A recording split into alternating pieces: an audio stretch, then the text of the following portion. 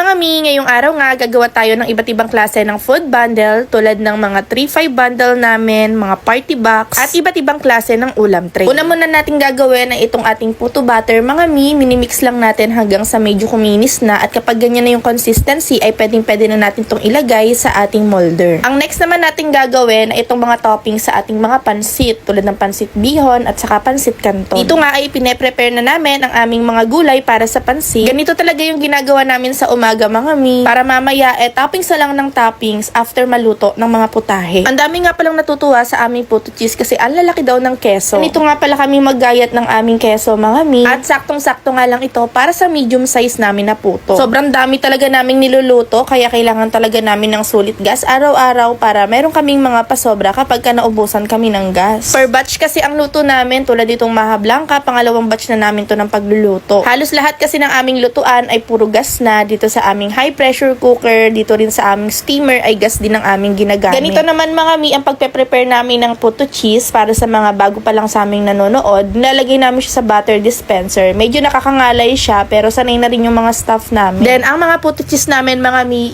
i-steam namin to around 15 to 18 minutes. Nag-adjust din kami ng cooking time kasi iba na yung steamer na gamit namin compared doon sa aming regular steamer. Ang aming lumpia mga mi ay syempre hindi pa rin yan nawawala sa handaan kaya araw-araw ay meron talagang nag-order. Sa mga ulam party tray naman namin mga mi, nako, hindi ko talaga may pagkakaila sa inyo na ang best seller talaga namin ay etong aming beef caldereta. 10 to 12 packs nga pala ang pwedeng makakain dito sa bawat tray namin pero minsan sumusobra pa talaga lalo na yung mga masasarsa. Marami nga rin pala kaming option mga mi pagdating sa aming mga food party tray. Marami pa kayong pwedeng pagpilian mga mi, basta mag-message lang kayo sa aming page. Marami kaming mga food bundle mga mi, may mga 3 for 1K, 3-5 bundle, party box. Kung gusto niyo naman ng bento, may mga rice meal at saka merienda packs kami na ino-offer. Sa aming mga pritong ulam naman mga mi, meron tayong cordon bleu. Itong cordon bleu namin mga mi, isa rin ito sa mga best seller talaga namin at kada tray ang per order nito. Maaga namin itong iniluluto mga mi dahil mas maganda kapag mas malamig ang cordon bleu. Ilang beses na rin kasi naming nasubukan na maggayat ng aming cordon bleu na mainit-init pa. Naku, nasisira talaga yung pinaka-coating. Kaya mas maigi talaga mga mi ay mapalamig natin to ng bonggang-bongga para maganda yung pagkakahiwa. Lahat nga ng ulam, ito ang pinaka-ma-effort na gawin kasi ito, ibabrain mo pa siya overnight tapos after braining, pupukpukin mo muna siya, lalagyan ng palaman. Then after mo malagyan ng palaman isa-isa, i-steam natin. After ma-steam, i-coat. Then after ma-coat, ipiprito. Diba? Ang daming proseso nitong cordon bleu bago natin to ma-serve. Ito nga pala yung itsura ng aming bento na ino-offer. May side po siya na sandwich pero depende naman kay customer kung ano yung gusto niyang ipalagay. Bukod dito sa sandwich, may mga fried chicken din kami, lumpia. Yung in-order nga pala sa amin ni client ay merong spag saka sandwich pero one side lang yung in-order niya. Bali, heto nga pala mga mi ay naglalagay lang kami dito ng lettuce, ham, mayo, then yun, ikakat na namin siya. Dati ang tawag ko dito mga mi ay clubhouse kaso hindi naman kompleto yung inilalagay namin kaya sandwich na lang. Mura lang din talaga yung bentahan namin sa ganitong mga food bento box mga mi for only